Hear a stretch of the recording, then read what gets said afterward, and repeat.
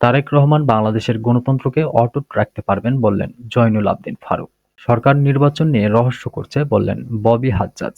আওয়ামী লীগ ও শ্রমিক লীগের ২ নেতা গ্রেপ্তার। এবং সর্বশেষ জানিয়ে দিব প্রতিটি সেক্টরে আওয়ামী দোসররা ওত পেতে আছে বললেন রুহুল কবির রিজভী। শুনছিলেন শিরোনাম, এবারে জানিয়ে দিব বিস্তারিত। তারেক রহমান বাংলাদেশের গণতন্ত্রকে অটুট রাখতে পারবেন বললেন জয়নুল আবদিন। বিএনপি চেয়ারপারসনের উপদেষ্টা জয়নুল আবদিন ফারুক বলেছেন, বাংলাদেশের মানুষ চায় তারেক রহমান দেশে আসুক, কথা বলুক, যে কথাগুলো তিনি দীর্ঘদিন ধরে বিদেশ থেকে বলে আসছেন। তারেক রহমানের সাংগঠনিক নির্দেশনা, রাষ্ট্রনায়কত্বমূলক বক্তব্যের মাধ্যমে প্রমাণ হয় বাংলাদেশের শহীদ জিয়ার জ্যেষ্ঠ সন্তান তারেক রহমানই পারবেন বাংলাদেশের গণতন্ত্রকে অটুট রাখতে। বুধবার জাতীয় প্রেস ক্লাবের সামনে আয়োজিত এক প্রতিবাদ সভায় তিনি একথা বলেন।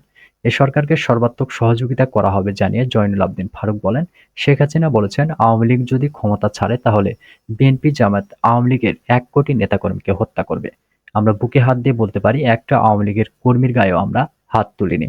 শেখ হাসিনার উচিত দেশের মানুষের কাছে ক্ষমা চাওয়া, এমন মন্তব্য করে জয়নুল আবদিন ফারুক বলেন, ছাত্র জনতার আন্দোলনে শেখ হাসিনা আজ ক্ষমতায় নেই।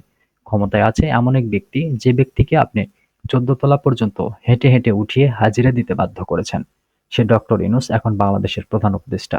অহংকার আল্লাহ কোনোদিনও ক্ষমা করেন না। ক্ষমা আপনাকে করবে কিনা জানি না, তবে আপনার উচিত বাংলাদেশের মানুষের কাছে ক্ষমা চাওয়া। সাংবাদিকদের উদ্দেশ্যে বলেন, আপনারা একসময় কথা বলতে পারেননি, কিন্তু এখন আপনাদের কথা বলার স্বাধীনতা হয়েছে। আপনাদের মানুষ ভালোবাসে, যারা এখনো প্রেতাত্মা তাদের বিরুদ্ধে লিখুন। সরকার নির্বাচন নিয়ে রহস্য করছে বললেন ববি হাজ্জাজ। অন্তর্বর্তী সরকারের পক্ষ থেকে নির্বাচন নিয়ে আসা বিভিন্ন মন্তব্যে ধোঁয়াশা সৃষ্টি হয়েছে, এমনটি বলেছেন এনডিএম চেয়ারম্যান ববি হাজ্জাজ। তিনি বলেন, বিপ্লব ও সংস্কারের মূল মন্ত্রই হলো জনগণের ইচ্ছার প্রতিফলন।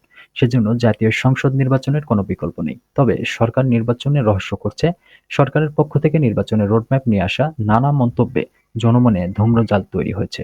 মঙ্গলবার ১ অক্টোবর জাতীয় প্রেস ক্লাবের সামনে জাতীয়তাবাদী গণতান্ত্রিক আন্দোলন এনডিএম আয়োজিত ছাত্র জনতার সংহতি সমাবেশ কর্মসূচিতে প্রধান অতিথির বক্তব্যে এসব কথা বলেন তিনি। এতে সভাপতিত্ব করেন দলটির ছাত্র সংগঠন ছাত্র আন্দোলনের কেন্দ্রীয় সভাপতি এবং সর্বদলীয় ছাত্র ঐক্যের মুখপাত্র মাসুদ রানা জুয়েল। ববি হাজ্জাজ বলেন, সংস্কারে গঠিত কমিশনগুলো আনুষ্ঠানিকভাবে যাত্রা শুরু করতে পারেনি, যা আজ শুরু হওয়ার কথা ছিল। এখন সরকার বলছে সংস্কার নিয়ে প্রথমে রাজনৈতিক দলগুলোর সঙ্গে সংলাপ করবে। আমরাও এই দাবি জানিয়েছিলাম। দেরিতে হলেও সরকার শুভ বুদ্ধির উদয় হওয়ার আমরা আনন্দিত। আমরা এই সরকারকে কোনোভাবে ব্যর্থ হতে দিতে চাই না।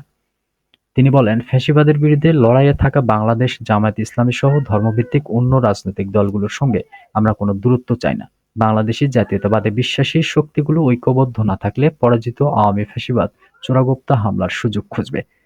স্বৈরাচার হাসিনা সহ আওয়ামী লীগের শেষ অপরাধীর বিচার না হওয়া পর্যন্ত আমাদের লড়াই চালিয়ে যেতে হবে। আওয়ামী লীগ ও শ্রমিক লীগের ২ নেতা গ্রেপ্তার। বৈষম্যবিরোধী ছাত্র আন্দোলনকারীদের উপর হামলার ঘটনায় রাজধানীর খিলগাঁও থানায় দায়েরকৃত মামলায় আওয়ামী লীগ ও শ্রমিক লীগের ২ নেতাকে গ্রেপ্তার করেছে পুলিশ। গ্রেপ্তাররা হলেন খিলগাঁও থানার ২ নং ওয়ার্ড আওয়ামী লীগের সহসভাপতি রানা ওরফে পিস্তল রানা ও ১ নং ওয়ার্ডের সাবেক শ্রমিক লীগ সভাপতি তাজুল ইসলাম। বুধবার ২রা অক্টোবর ডিএমপির মিডিয়া অ্যান্ড পাবলিক রিলেশনস বিভাগের উপ পুলিশ কমিশনার মোহাম্মদ তালেবুর রহমান এই তথ্য নিশ্চিত করেছেন। মঙ্গলবার ১ অক্টোবর খিলগাঁও এলাকা থেকে তাদের গ্রেপ্তার করা হয়। গত ৪ আগস্ট খিলগাঁও থানার মলিবাগ কমিউনিটি সেন্টারের কাছে আন্দোলনরত বৈষম্যবিরোধী ছাত্র জনতার উপর গুলিবর্ষণ করেন আওয়ামী লীগের বিভিন্ন অঙ্গ সংগঠনের নেতাকর্মীরা। এ সময় সাব্বির নামের একজন গুলিবিদ্ধ হয়। উপস্থিত লোকজন আহত সাব্বিরকে মুগদা মেডিকেল কলেজ হাসপাতালে ভর্তি করে। পরবর্তীতে চিকিৎসা শেষে সুস্থ হয়ে বাসায় ফেরেন সাব্বির। এ ঘটনায় গত ১০ সেপ্টেম্বর খিলগাঁও থানায় একটি মামলা দায়ের করা হয়। ঘটনাস্থলের আশপাশের সিসিটিভি ফুটেজ বিশ্লেষণ করে সাব্বিরের উপর আক্রমণের সঙ্গে জড়িত ২ জনকে গ্রেপ্তার করে খিলগাঁও থানা পুলিশ। প্রতিটি সেক্টরে আওয়ামী দোসররা ওত পেতে আছে বললেন রুহুল কবির রিজভী। রাষ্ট্রের প্রতিটি সেক্টরে আওয়ামী দোসররা ওত পেতে বসে আছে বলে মন্তব্য করেছেন বিএনপির জ্যেষ্ঠ যুগ্ম মহাসচিব রুহুল কবির রিজভী। মঙ্গলবার ১ অক্টোবর নয়াপল্টনে বিএনপির কেন্দ্রীয় কার্যালয়ের সামনে এক অনুষ্ঠানে প্রধান অতিথির বক্তব্যে তিনি এ মন্তব্য করেন। রিজভী বলেন, শেখ হাসিনার উপহার গণতন্ত্রের কথা বললে হাত পা ভেঙে দেওয়া, গুম খুনের শিকার হওয়া। শেখ হাসিনার গুম থেকে এমপি, ওয়ার্ড কাউন্সিলর পর্যন্ত রেহাই পাননি।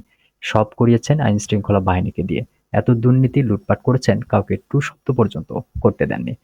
তিনি বলেন, শেখ হাসিনা হয়তো জানতেন কোনোদিন পালিয়ে যেতে হতে পারে তার, তাই তিনি তার কাছের আত্মীয় ও লোকদের দিয়ে টাকা লুটপাট করে বিদেশে পাচার করেছেন। শেখ হাসিনাকে ক্ষমতায় থাকতে পার্শ্ববর্তী দেশ ভারতের গোয়েন্দা সংস্থা সহযোগিতা করেছে। ভারতের গোয়েন্দা সংস্থার উপর নির্ভরশীল ছিলেন তিনি। তিনি মানতেন তাকে ক্ষমতায় টিকিয়ে রাখবে। এজন্য কেউ ভারতের বিরুদ্ধে টু শব্দ করলে তার রক্ষা ছিল না। অন্তর্বর্তী সরকারের প্রতি প্রশ্ন তুলে বিএনপির এই নেতা বলেন, আপনাদের ভয় কিসে? আপনারা এখনো হাসিনার দোসরদের কেন ধরছেন না, পদচ্যুত করছেন না, ইউনিয়ন পরিষদের চেয়ারম্যান বিলুপ্ত করছেন না? এরাই তো খুনি, গুন্ডা। এদের হাত দিয়ে শহীদ হয়েছে আমাদের ছাত্র জনতা। রিজভী বলেন, পতিত স্বৈরাচার ষড়যন্ত্রের সুতা এখনো আছে। তার দোসররা একটি করে সুতা পাকাচ্ছে অস্থিতিশীল করতে। প্রতিটি রাষ্ট্রীয় সেক্টরে আওয়ামী দোসররা ওত পেতে বসে আছে। দোসররা শুনেছে দেশের কাছাকাছি পতিত শেখ হাসিনা আছেন। তিনি ঢুকলে আবার মাথা চাড়া দিয়ে বেরিয়ে পড়বে। শেখ হাসিনা জনগণকে চিনতেন না, তিনি ব্যবহার করেছেন পুলিশ ও র্যাবকে। এরা যতই ষড়যন্ত্র করুক প্রভুদের নিয়ে কোনো কাজে আসবে না।